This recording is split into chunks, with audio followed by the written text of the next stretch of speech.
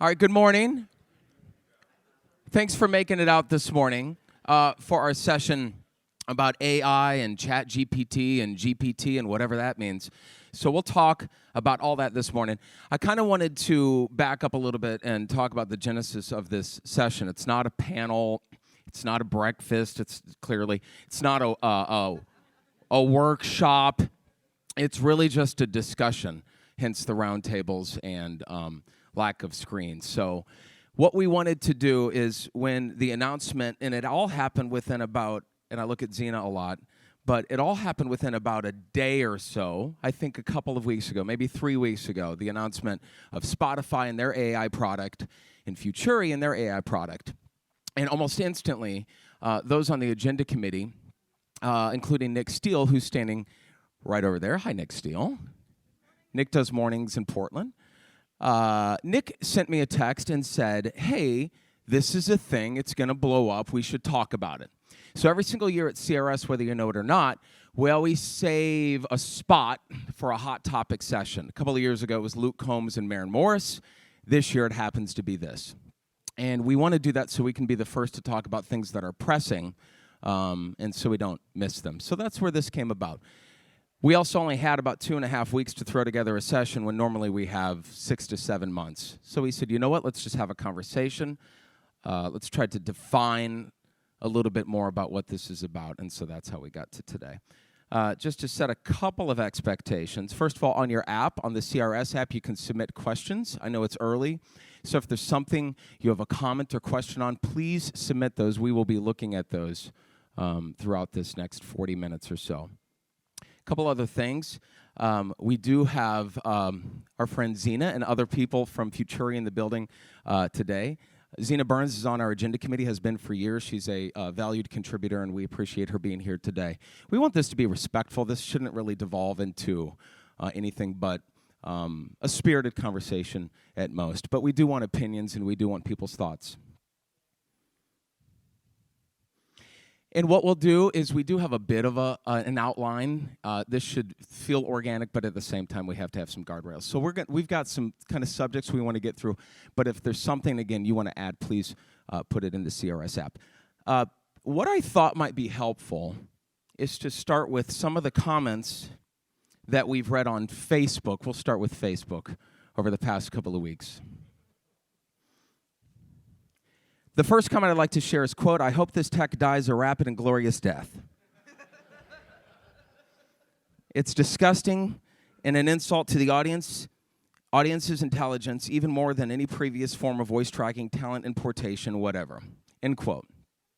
Another quote, can anyone help me understand why the company Futuri has developed and is pitching a product designed to encourage radio owners to fire talent at just the wrong time in our industry? I've advocated for talent my entire professional career. Live human beings on radio stations are what win. Somebody else said, whoever developed this has no respect for the medium. Now, conversely, comments such as, in a weird way, I don't view this as a bad thing. It will force talent to truly up their games and realize that the only content that will separate terrestrial radio from the competition is the warmth and connection of familiar voices telling stories and delivering hyperlocal content. Someone else said, if you're doing, quote, that was this, and here's who's coming up next, ramps of songs with no compelling content, then you have a reason to be scared. And another one, this will be a model for small radio stations who don't have big budgets for a full staff, but maybe for a morning show. With this, me or 2 local talents is all you need. Fill the other 16 to 20 hours with barter AI. So let's start with a poll in the room. I know nobody wants to talk yet. Who in the room has real concerns about AI in terms of radio?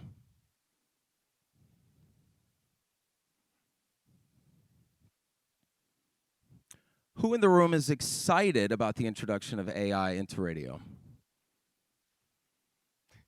That's the right answer for you, Zena. That's the right.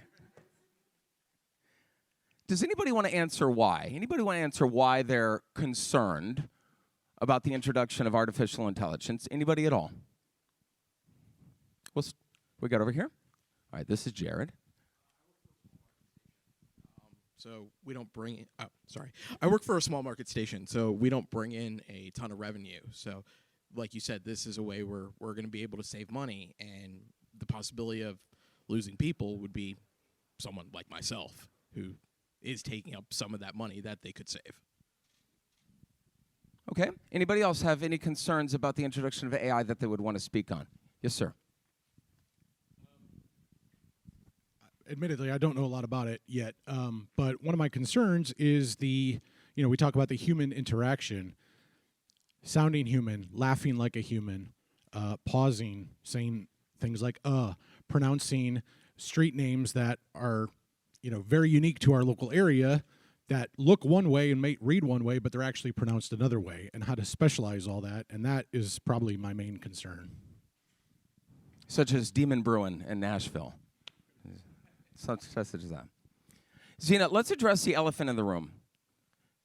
I think I might. There you go. You're turned on. This is Zena Burns for Futuri. Zena, let's talk about AI and the replacing of humans on the radio. How are you answering that question when people bring that up to you? Just very honestly, in that it's not necessarily about replacing humans on the radio.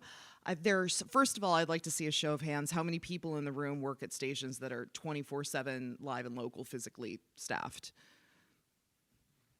Okay, awesome. Not the case across the board, right? And there are so many fringe day parts that have been just surrendered to DSPs, right? Where maybe it's an all sweeper air shift, or it's a 2-day-old voice track or something like that, and there's not really anything local and compelling happening in those day parts. When I think about AI and replacing humans, I think that it's more about humans need to learn to use AI in what they do, or AI is going to replace humans. It's all about making technology work for you as opposed to against you. And there are so many ways to use technology to do so. Dating back to the advent of streaming, I remember getting started working in radio in digital in 2006, and my very first day on the job, someone came into my office. Think back to 2006, where we were with streaming even. Somebody came into my office and said, "Hey, welcome," and this is Air Talent. "Hey, welcome. It's good to have you here. I've heard nice things. You seem like a nice person. But I want to let you know, I am not going to let computers kill the radio."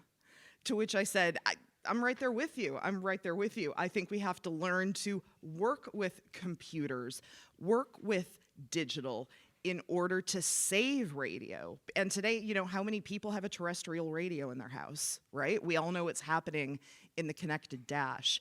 So there's so many things that you can do with AI that if you pair it with what is special and incredible about radio, which is that talent, which is those human beings who are out there in their communities, who are working with advertisers to do things that are very, very creative and something that a Spotify or a Facebook or a Hulu just can't touch. If they work together and you figure out a way for AI to work with you, I think that's the way you're going to win, and that's the way that you're going to continue to make your programming more compelling for your audience, and that's the way that we're all going to compete more effectively with DSPs. Just a reminder, if you have any questions, please put it in the CRS app at the bottom of the session page, and we will keep an eye on this. We had asked the question, is anybody actually excited about the introduction of AI into radio? A couple hands went up. Is anybody willing to answer why? What excites them about that? We'll start with you over here in the corner.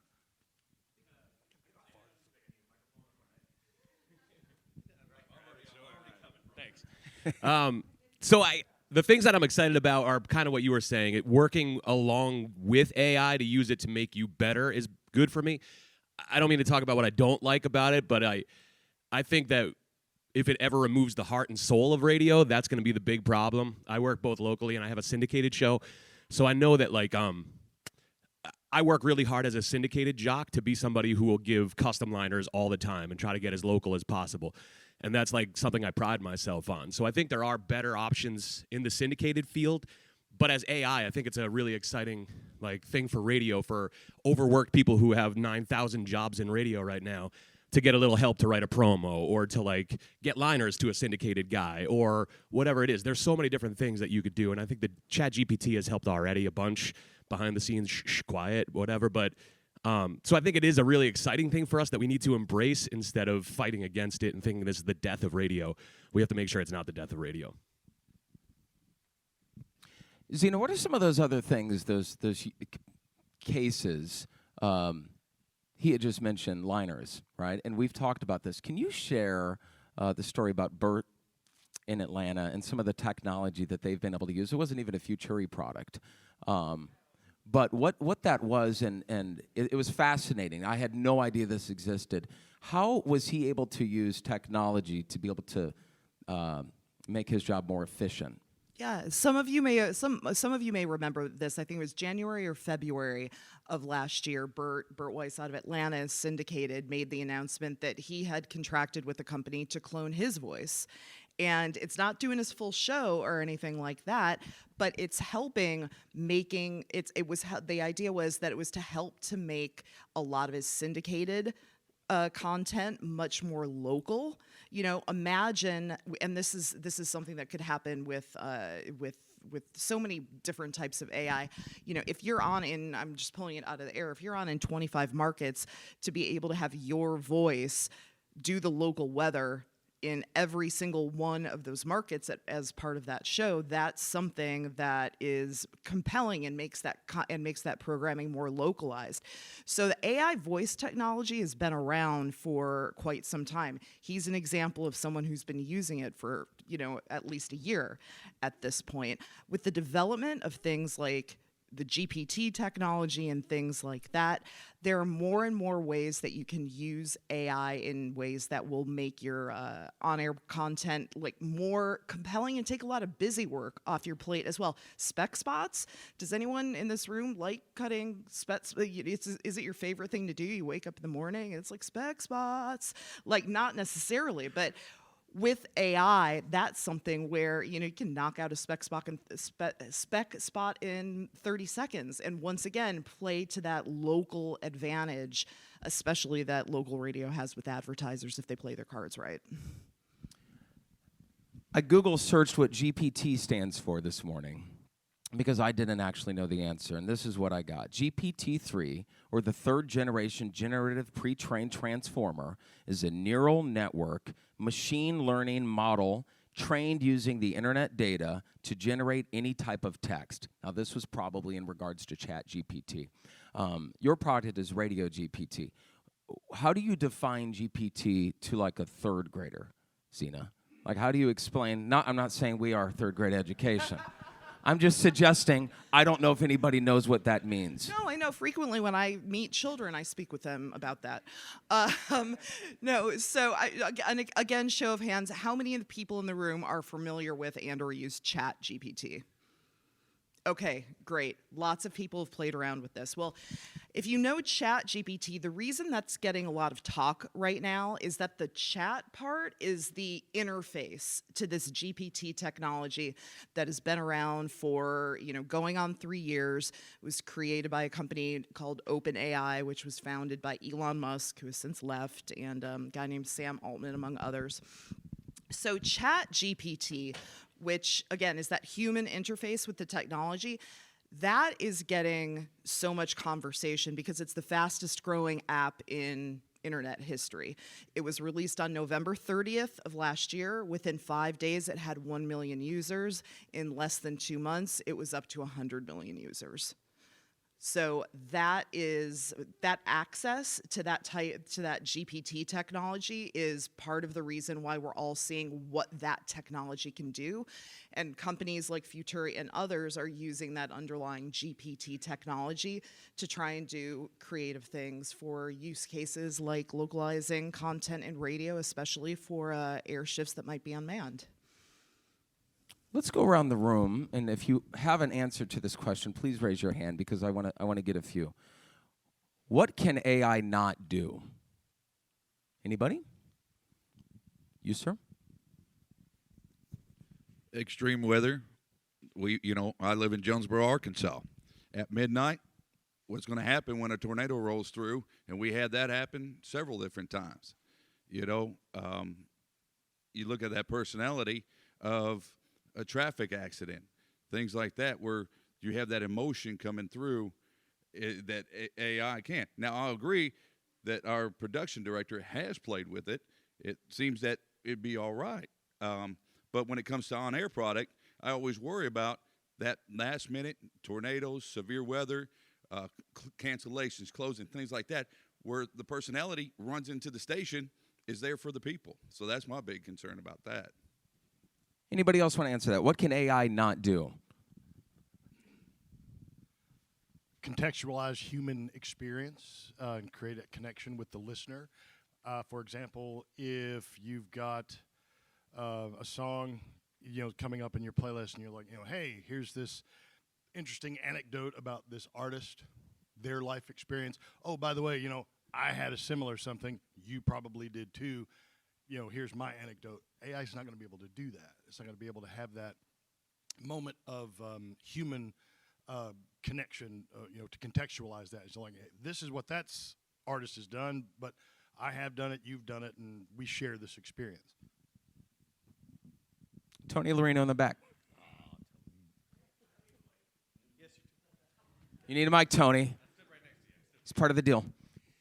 I think we're using two different terms, and it's really important that we delineate AI versus perhaps Radio GPT, which would be your brand name, because we're already using AI. We're already using it. I think it's safe to say voice tracking is called AI. It's artificial intelligence. It's already in our stations. But what a Radio GPT style of product is going to be different, and it's something that I think great talent, great programmers can identify, and I call it eye contact. It is making eye contact with a listener and being able to either connect with someone on the phone or in a really robust way such that the listener on the other end feels that human connection. And I wouldn't say it's necessarily about an artist, but it's about just being a human. And I'm not saying that it won't be able to do that. We have a really, really tough time sometimes in radio saying, oh, voice tracking sucks. We never want to do that. Well, guess what? That was 20 years ago. We're all experiencing that in our stations to a certain amount. So I think we need to be real and honest that we don't do a very good job of stopping technology in its tracks when good ideas come along. Having said that, there's still a lot of work to do. And if we can be a part of that process and be a part of that discussion as programmers, as leaders, as air talent, as managers, we're going to get a better product than if we just leave it to developers. With all due respect to the developers out there. But to your point, I don't see it making eye contact. I see it reading liners and pulling stuff from Wikipedia right now. When we're coming over here. There you go. So the question is, what can AI do? I don't think it can show up at my car dealership and do a live remote broadcast and interact with the listeners and give out prizes and do a walk around with the car or the vehicle and describing that for the audience. I also don't think it can call play-by-play sports on my radio station when we're doing that for our local sports collectives or whatever. So I think there are definite limitations to AI, but I'm not against it. I'm just saying that we need to recognize the things it cannot do. And then I agree with the previous person that spoke about that. I think we need to, let us be a part of it so we can make it work for radio, as opposed for it dictating to radio what we have to do in order to work within its space. Yeah, Zena, are you guys planning those 20 steaks for $40 remotes? Is that part of the Futuri plan? Please don't take the little talent fee I've got left, please. If you have questions, please put them in the app. We'll go around the room again. Let's address the breaking news thing, okay? So breaking weather, there's a wildfire, God forbid. Some of these things that require instantaneous feedback and information. is Radio GPT looking at trying to address that, or is that not really what this product is for? We 100% believe that in times of crisis, it's better to have a human in the studio. It just is. And in times of real crisis, those major weather events, our guy I work with, Marty Chagrin, his daughter was on campus at Michigan State University, unfortunately, a few weeks ago when that type of thing was going down. It's always better to have someone live in the studio when you can.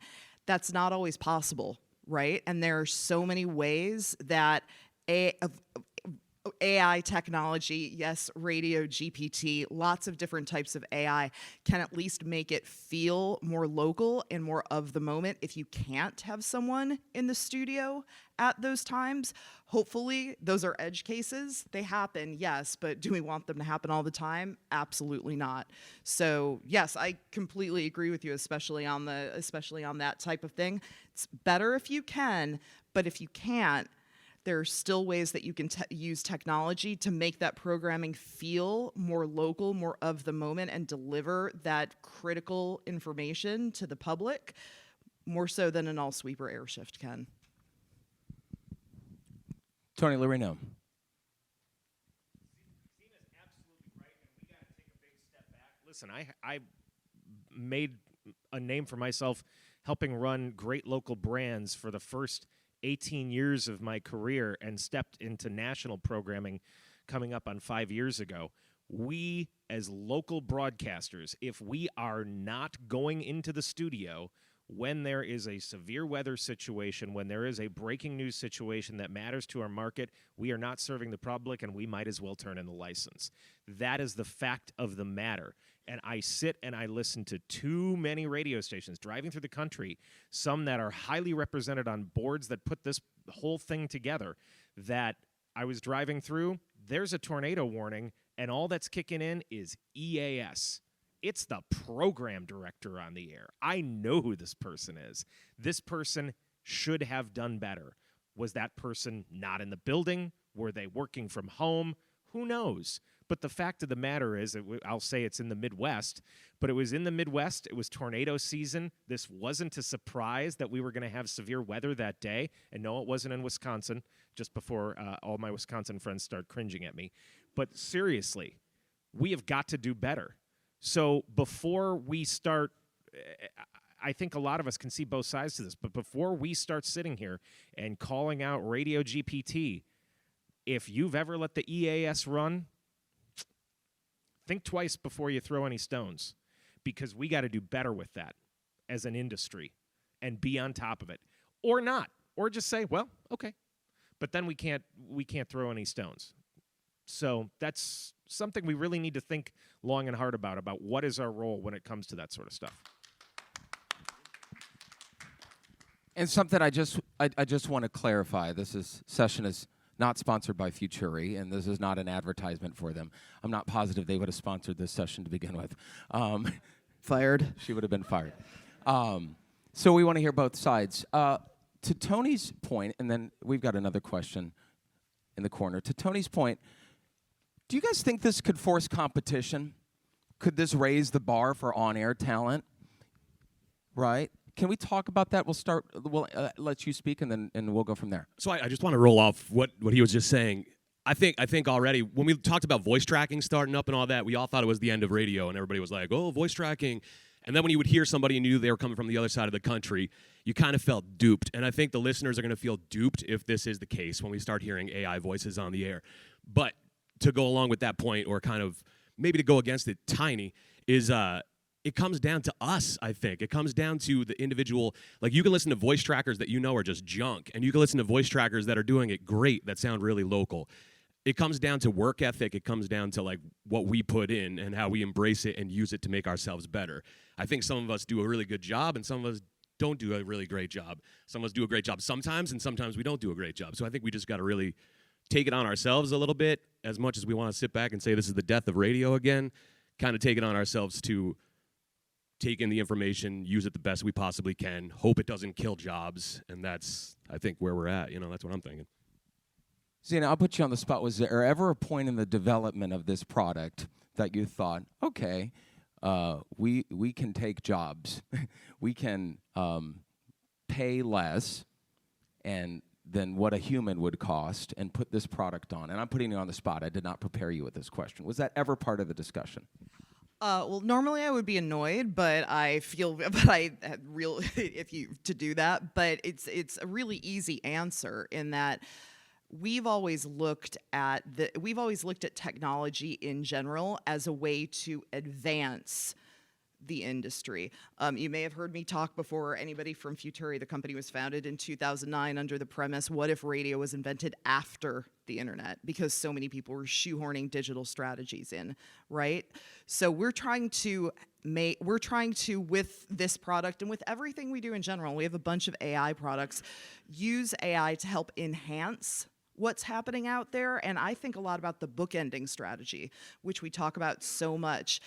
Going back to the earlier question, how many of us are really truly 24/7 live and local? If you can take that talent that you have in your market that is really special, that can take people on that emotional journey, that can talk about the graffiti they saw on the way in to work, and something really, really hyper local that AI isn't going to be able to do, and you can bookend that with content that is locally relevant, that is running through a product like Radio GPT, that not only is going to make you more competitive with the DSPs, but I think from a revenue opportunity as well, it's going to free up those creatives, those live human creatives, to create and hopefully be more collaborative with local advertisers to do more creative things. I don't know how many guys have seen this, but it kind of shook me when they first started rolling it out, and I saw so many ads for it. But Hulu, and as we know, it costs way, way, way less money to produce a quality video spot than it used to in the past, right? Like your 12-year-old niece can do it. Hulu now has a DIY option for a $500 buy-in, and they are directly targeting local advertisers. You go to their website, there are a number of case studies from local advertisers. Wow, it's so cool that my little business can be right there next to Flow from Progressive on Hulu and things like that. We've all heard 400 million times that your competition is no longer just the guy across the street. Well, it's getting even broader now that nearly every single video streaming platform has an ad-supported tier now, and they're going after local revenue.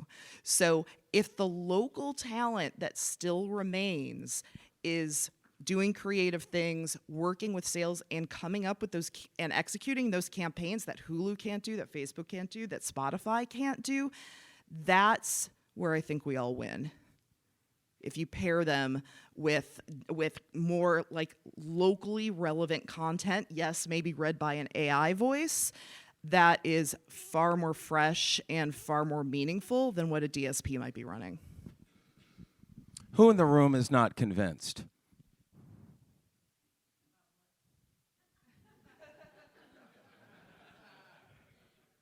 Thank you, Beverly. No, who in the room is not convinced that this is the next advance and a benefit to our industry?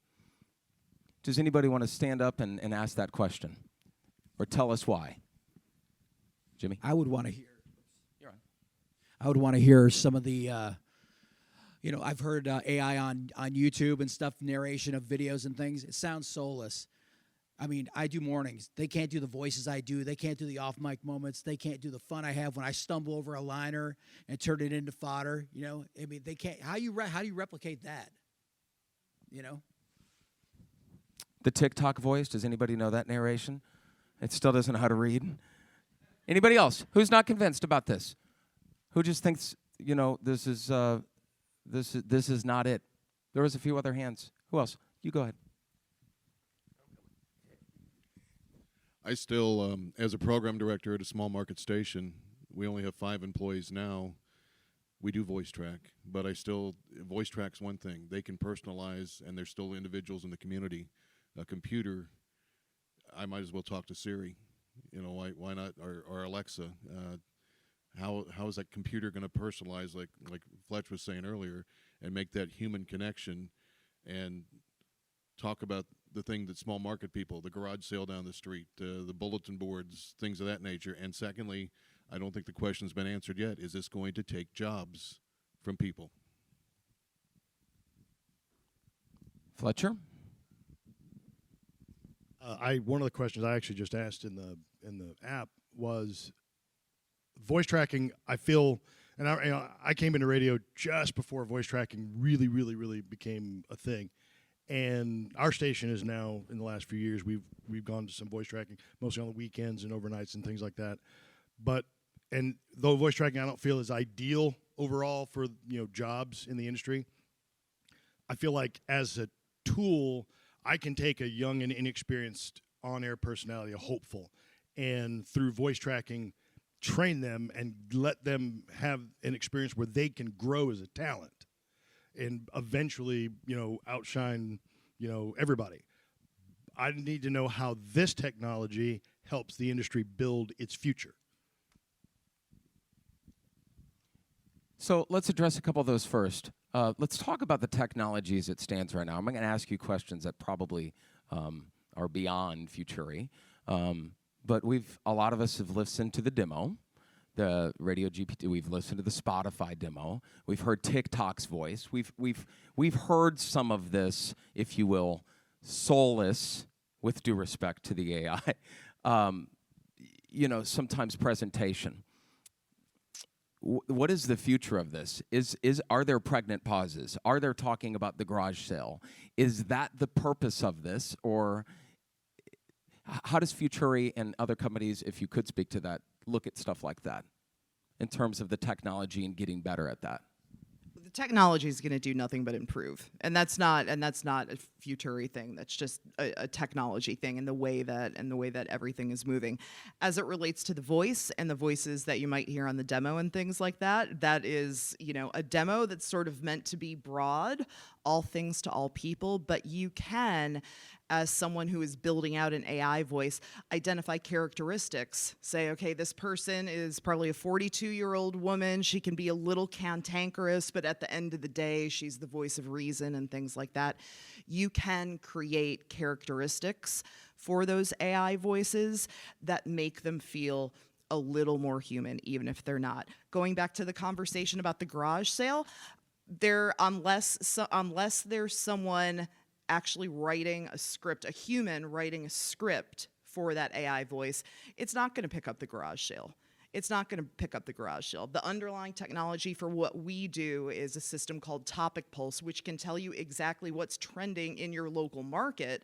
So that type of content is targeted to your local market. But let's face it, that garage sale is probably not going to be getting a ton of online chatter, right? So as with all technology, things are going to improve, things are going to grow, but that's the face of where the topics are now. Zena, me and you had a conversation the other night about the use of Radio GPT and what the alternative is. And I think the conversation was you have music and sweepers, or you have a liner jock, or you have Radio GPT. Compare those, and why might, and again, this is not an advertisement, but for clarification, why might a product such as AI or Radio GPT be better than some of those others in those particular cases? In terms of a product like Radio GPT being better than an all sweeper airshift, that's not something that's something where if you can have a voice that sounds human or humanish, depending on what your opinion is, depending on what service you might use, right?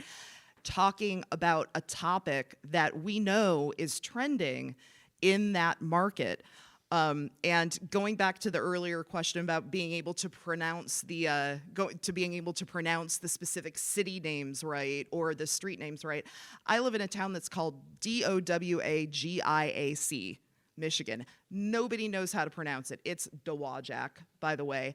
But that's something where the AI can be trained in the setup process to do exactly that type of thing. So if you think about the localization on that front versus really generic content or a voice track that is simply outdated, talking about something that happened quite a while ago, not only does it feel more human, it feels more local, but it moves at the speed of your audience.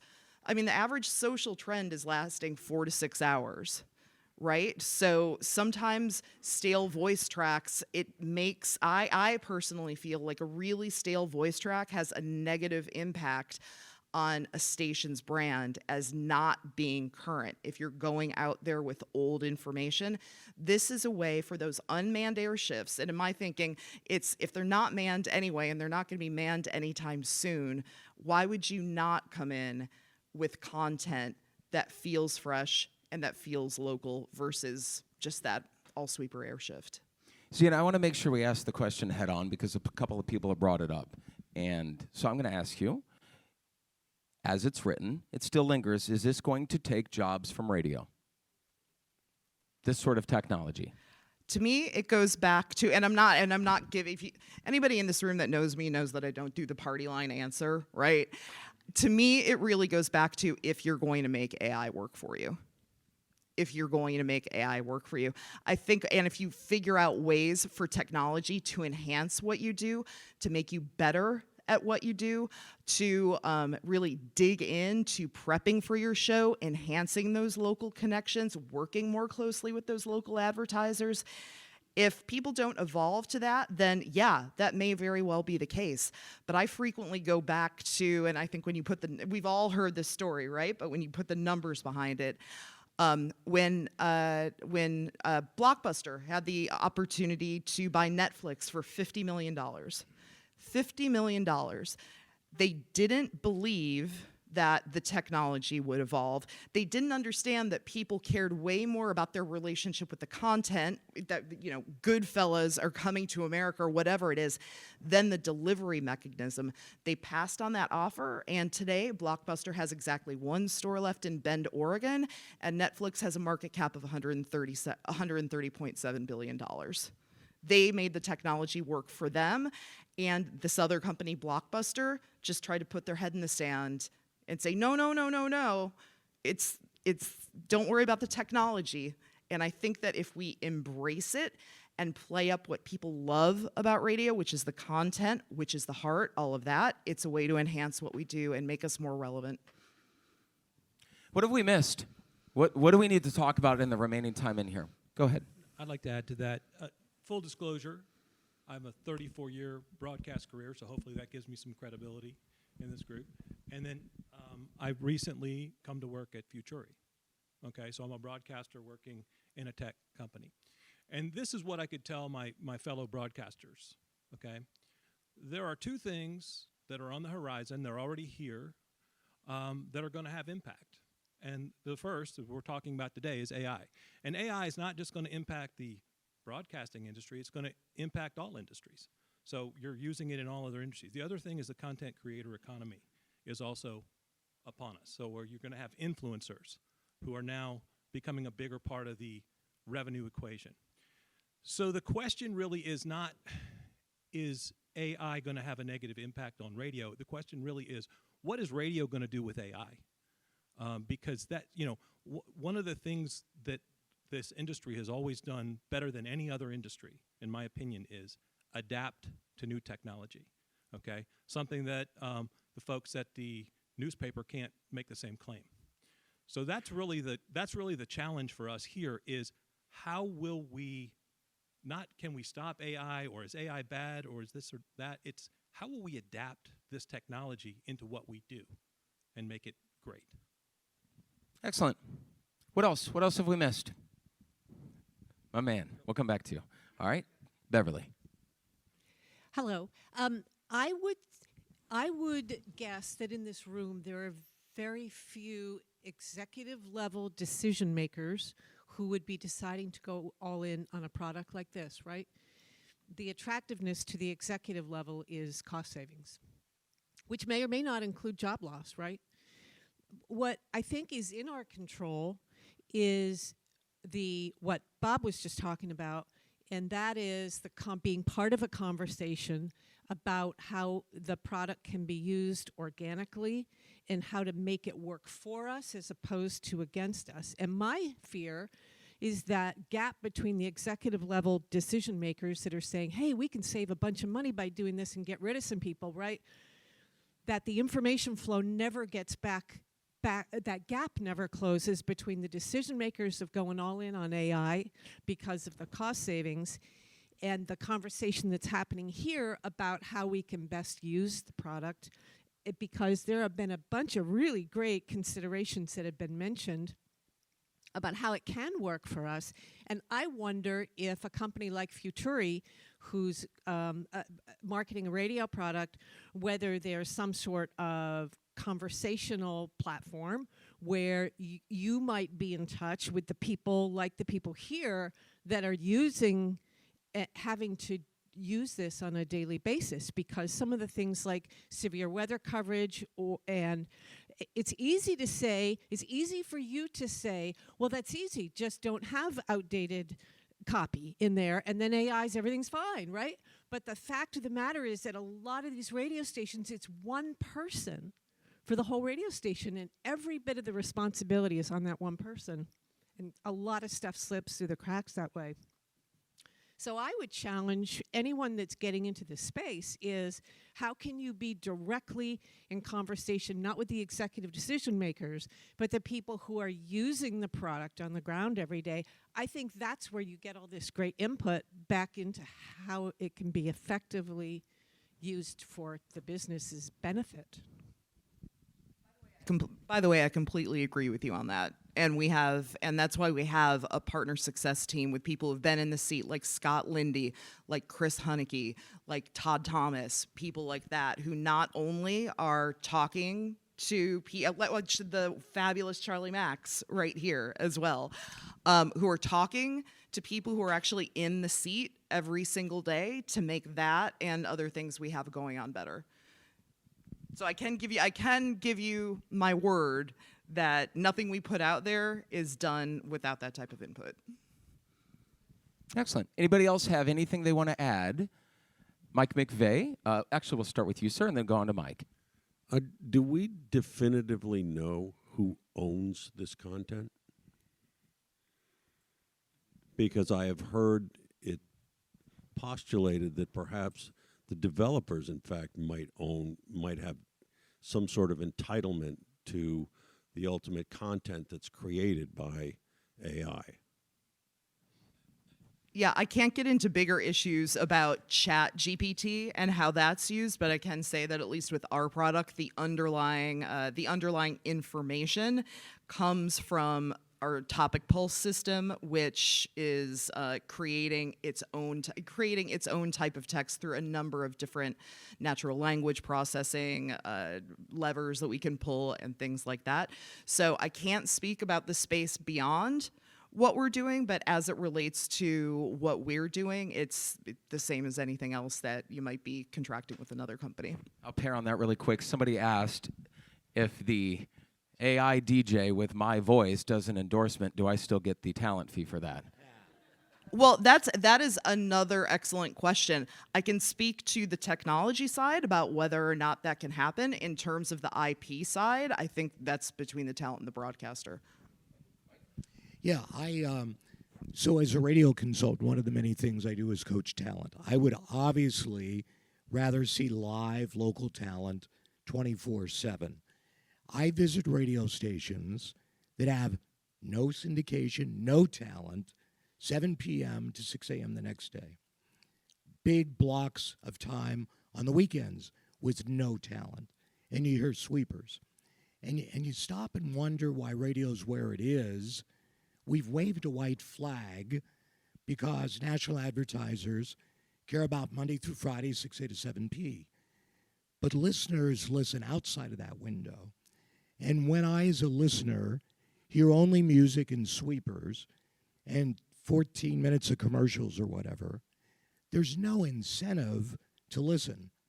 So I appreciate those folks who are live and on the air, but I, for one, am excited that Chat GPT may enable radio to at least sound like it's in a market and bring a reason back. And all the weaknesses we've heard mentioned here, I agree with. They're true weaknesses. you mentioned it's never going to refer to the graffiti on a tank. But we've also heard local talent not sound as good or prepared as voice track talent.